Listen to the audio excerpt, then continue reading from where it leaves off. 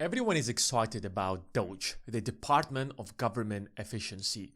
But what if I told you that Doge has the potential to completely destroy the US economy? Because on the one side, it seems like finally the government is doing something to change the government, reduce the taxes, and make the government as efficient as possible. But on the other hand, the problem is so big that Doge can expose the government to the point where the crisis that will happen after it might be way worse than 2008 financial crisis or the 1929 depression. So here in this video, I'm going to explain to you why Doge is most likely going to fail, and that is the best case scenario. It might even destroy the US economy. So before you jump into any kind of conclusion, give this video a like and watch it carefully, because here in this video, I'm going to explain to you why 2025 might be a horrible year for the US economy. So Doge stands for the Department of Government Efficiency, and Elon Musk has done a substantial job when he actually joined Twitter. In fact, not he joined Twitter, but he acquired Twitter and fired 80% of the people, and it seems like he's the best person for this job. How could you possibly run Twitter with just 20% of your employees? He started at SpaceX, and the way he defeated NASA is by reducing cost. So I don't think there is anybody, not just in America, but across the globe, that can reduce the cost as best as Elon Musk. So he's the perfect person for the job. Now, Doge is not going to be like an independent department that will have any kind of ability to reduce government costs, but rather they will play an advisory role to the President of the United States, and then the US President will take the measures in order to do that. And that is going to last up to like 2026. And that's not enough time. And let me explain to you why. So if you take a look at the income and spending of the United States, on one side, the United States in 2024 made around $4.9 trillion. And that seems like a lot of money. There isn't a single government on the face of the earth that makes as much money as the US government. But the problem is that the government spent around $6.4 trillion in the exact same year. So that creates like a deficit of $1.5 trillion.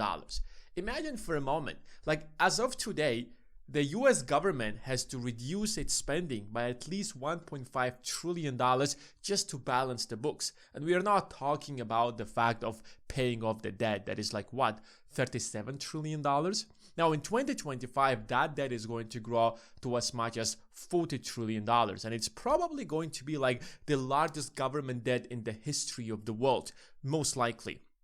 So where did that spending go to? Like what exactly can we reduce from this amount in order to make the government more efficient? Now, if you're thinking that we somehow can actually increase the government revenue, forget about it. People talk about some kind of tariffs, but these are the people who talk about something that they don't actually understand, because most of this money actually does not come from any kind of tariffs.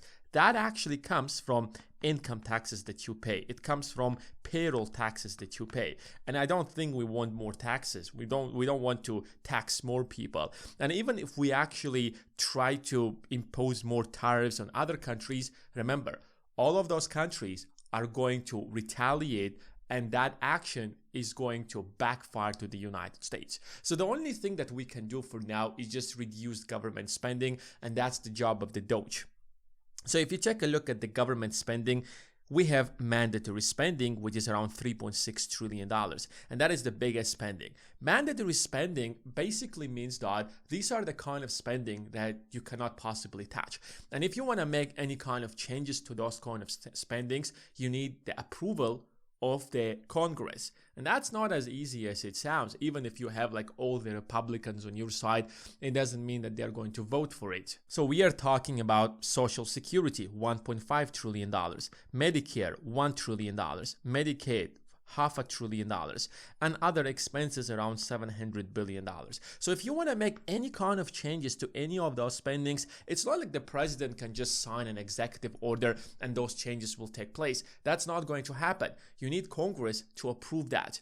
And do you think people in Congress want anything like that? Imagine they will go back for re-election and they have actually reduced the Social Security for their people. I don't think they will get re-elected. So just by the fact that Trump won the presidency means absolutely nothing. Even if Elon Musk is going to propose some of those changes, most likely it's not going to happen. Because you have to understand, if you take a look at Social Security, just a simple example, what is Social Security? You've been paying taxes for the last 50 years in order for you to have any kind of a backup when you retire. That's the point of Social Security. So you pay taxes and now you are retiring and the government has to take care of you.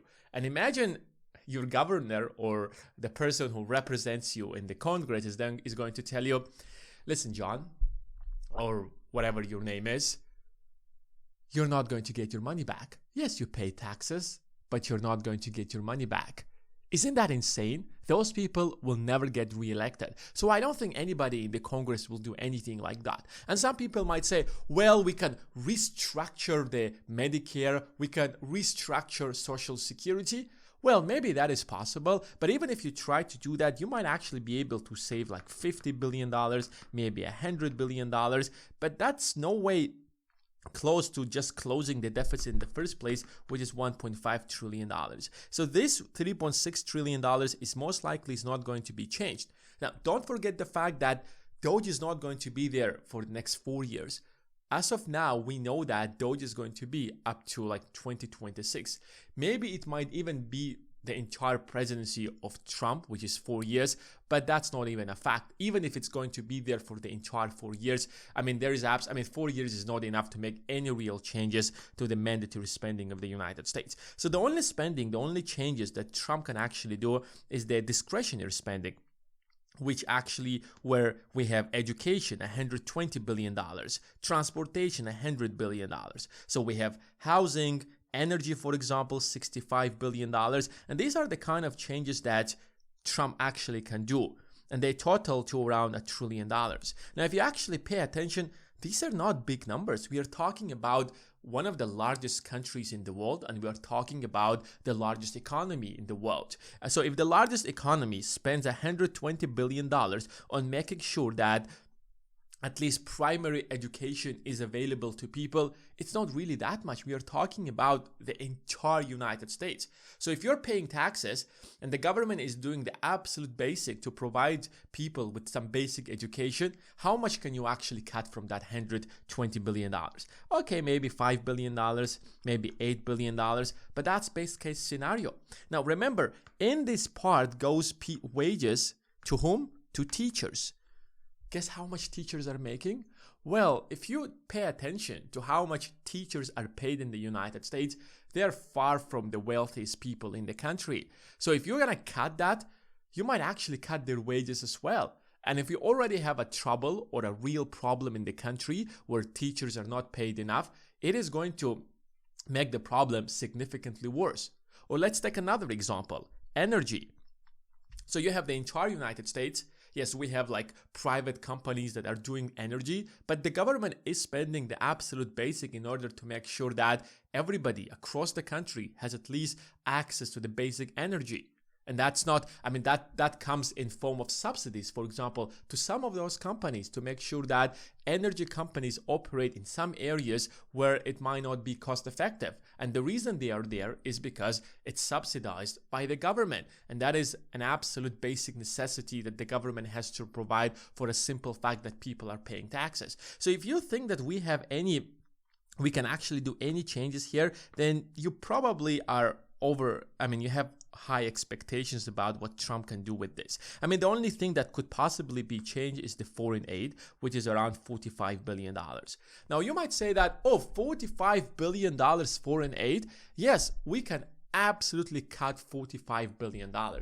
But you have to understand another thing, that United States uses foreign aid for political influence. So it sends money to some countries in order to support them. And if they don't stop listening to the United States, then United States is going to cut that foreign aid. So they will actually go back to following the US foreign policy. So foreign aid in this situation is used as a political tool. And I don't think that it's possible for the United States to change that. And the United States is like, the global leader of the free world. And that's why it must have a certain level of foreign aid. So if you put America first and you cut that foreign aid, then the United States is going to lose some of its political global influence. Now, another thing where a lot of money goes to is the national debt.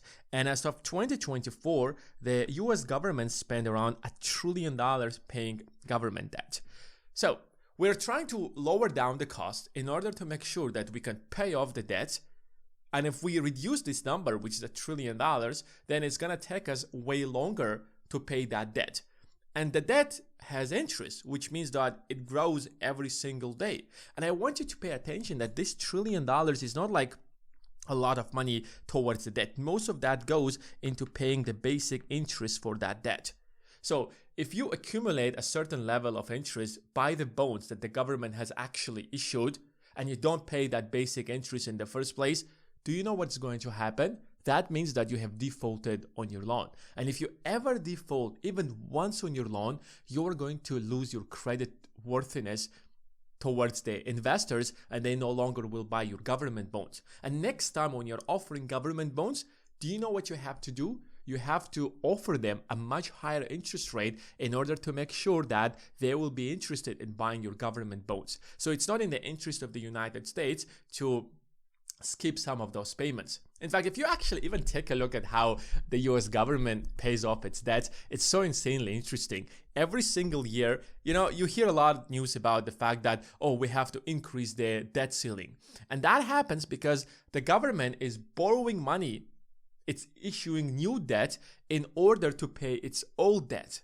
That's exactly how the government is operating. And it's so insane that the crisis got so big that the US is not even making enough money to pay its basic debt. So we can't really touch this. This number is going to grow next year maybe to $1.2 trillion because the US government debt will most likely hit like $40 trillion in 2025.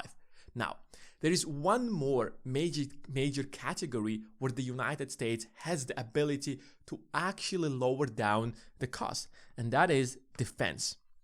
So nobody spends as much money on defense as the United States because this $800 billion budget is one of the, if not the highest budget in the history of humanity probably. Nobody spent ever that much money on the military because nobody had such a powerful military like the United States had. Because if you kind of take a look at the map, the US military is not just in the United States, it's everywhere. Southeast Asia, the entire Asia, Middle East, Africa, Europe, South America, Central America. And a lot of people might say that, and if you have been watching YouTube, there are people who might say that if we are protecting other countries, they must pay us, right?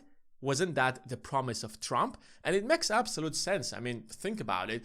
The United States have sent like, let's say 40,000 troops to Japan in order to protect it from China. Or if you take a look at the number of troops that are being stationed in Germany, there are around probably like 30,000 American troops in Germany protecting the entire Europe. And this is a short map that shows you where are most of the US military bases all across the globe. So you have around 50,000 in Japan, for example, around 30,000 in South Korea. You have a lot of these stations in Middle East.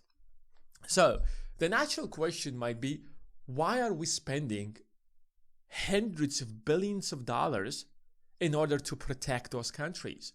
Like every single American soldier that is right now in Japan or right now in Germany is being paid by your tax money. So it's a very good question. That's the question that Trump has been actually asking during his entire campaign. And so if you are going to tell to these people that if you want us to protect you, pay us money, you know what? Nobody's going to pay the United States. And that's because the United States is not protecting anybody. And I know that some people might not like what I'm going to say right now, and what I'm saying is very controversial, but the United States is not protecting anybody. So if you ask yourself about the question is that why are most of the US troops are either in Germany or Japan? And that's because if you just go back to World War II, these are two countries that the United States mainly fought. Like we had the Allies on one side, and then we had the Axis power on the other side. And the two major powers were Japan and Germany. And when the war was over, United States was like, listen guys, Germany, you cannot have a military. Japan, you cannot have a military. And we are going to have our military in your country in order to make sure that you do not develop weapons, you do not develop tanks, you do not develop fighter jets. And we are going to help you write down your constitution. And when they wrote down their constitution, the United States ensured that their constitution says that they cannot possibly have any kind of advanced military.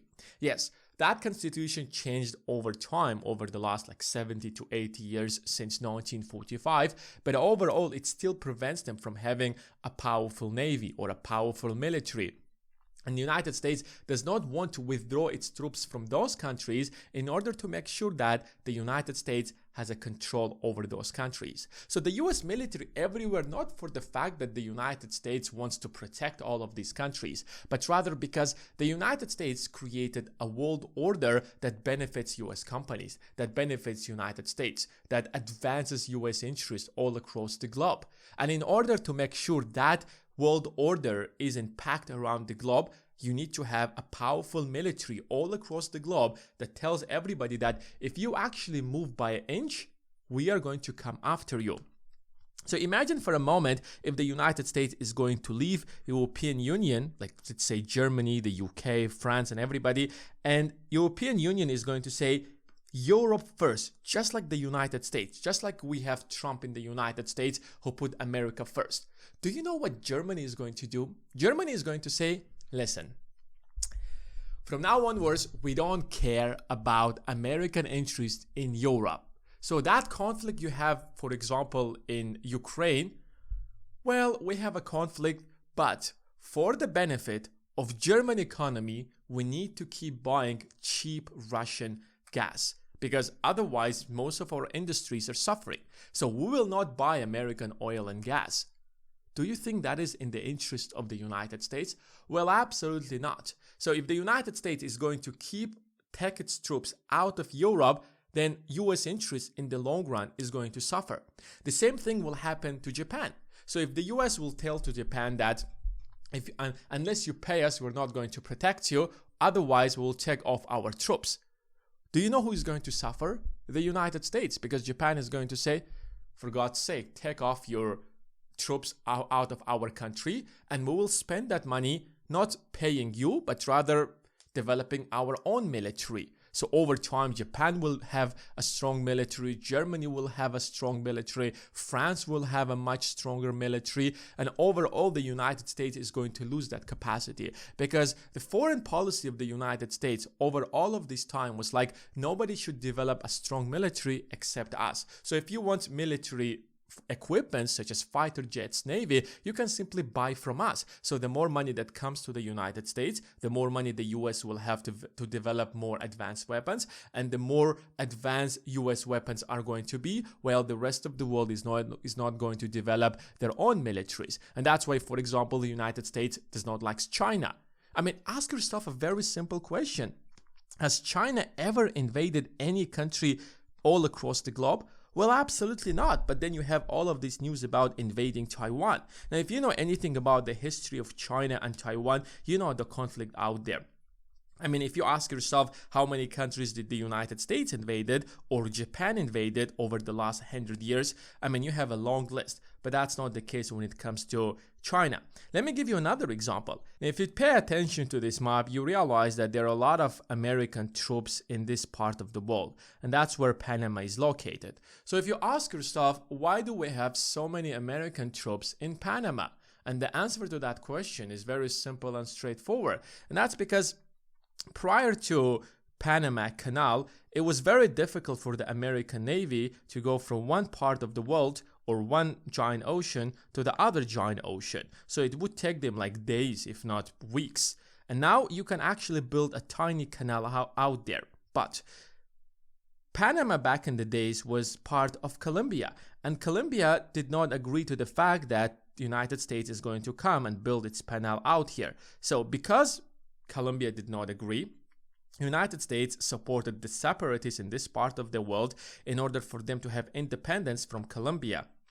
And that's how Panama became a US ally, and the United States came in and jumped in and built the canal. And now we have a lot of American troops in this part of the world. So if you're wondering why there are so many American soldiers out here, and that's because it's in the national security of the United States to make sure that nobody has influence over this part of the world, over the Panama Canal, other than the United States, because that's how the United States mostly moves its navy from one part of the world to the other part of the world. So if you're wondering if we can actually reduce the size of the US military, well, unfortunately, it's not possible. I mean, you can do something like that, but it's not going to benefit you. It's going to diminish American interests in the long run. So even if Elon Musk is going to come and is going to propose, oh, we have to take our troops out of Japan, we have to take our troops out of Europe, why we still have so many American soldiers in the Panama Canal? Well, American soldiers are going to move out of the Panama Canal. China is going to come in and will secure their interests, and now United States will be dependent on China. Is that something in the interest of the United States in the long run? Well, absolutely not.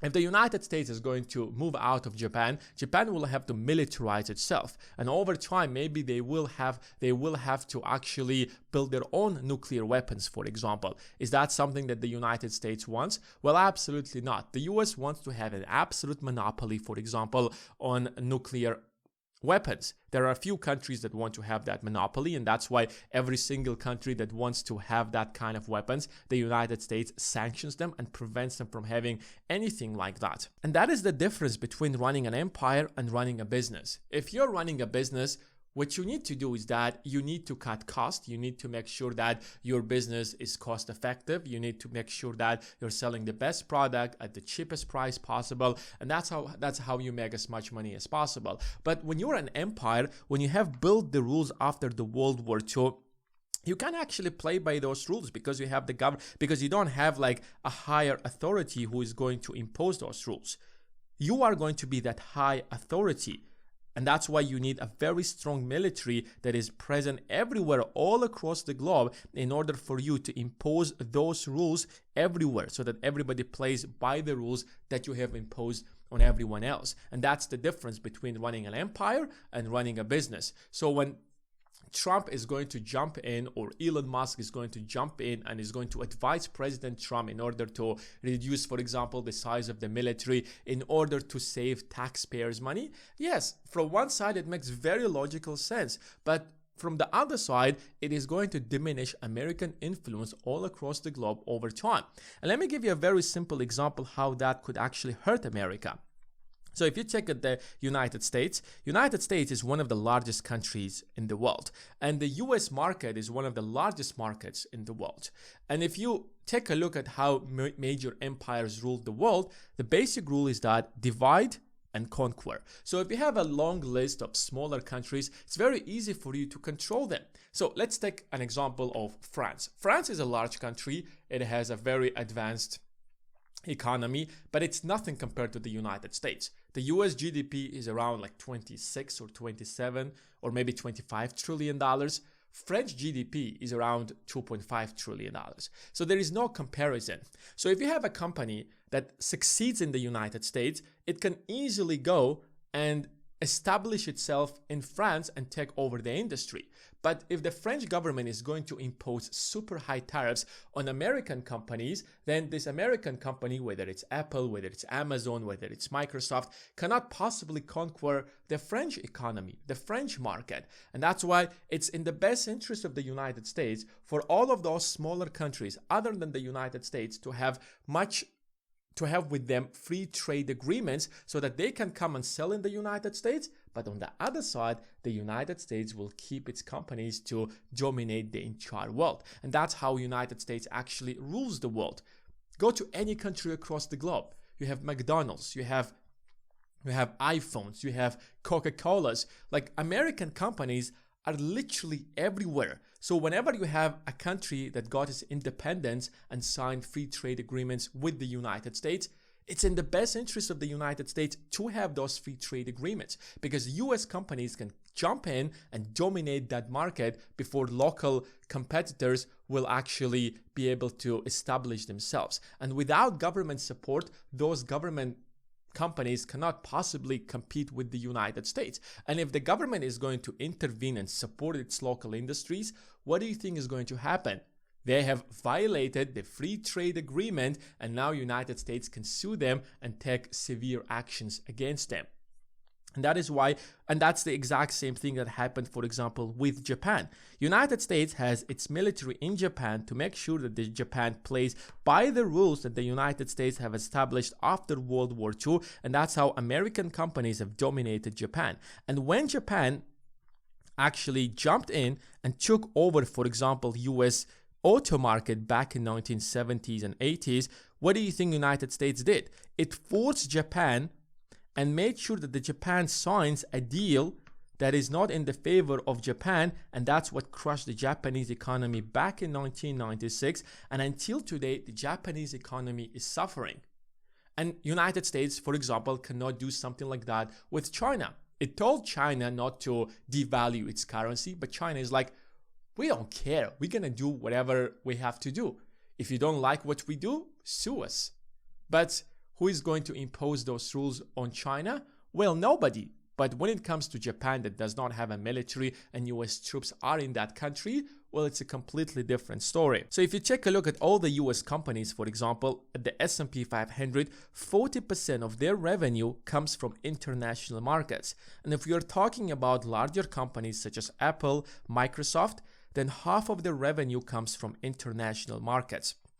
So if the United States is going to play the game that, listen, we're going to impose tariffs on you to sell anything in the United States, we're going to impose tariffs on Canada, Mexico, the entire South America, China, Europe, India, everyone else. All of those countries will take the exact same measures, and the US companies will suffer. They will lose the Chinese market, they will lose the European market, they will lose the Canadian market, they will lose the Mexican market. And if half of the revenue comes from the United States, they will lose billions of dollars, probably trillions of dollars if we are talking about all of the US companies. And that is the biggest problem. And that's why the question is that where Doge will possibly can cut costs.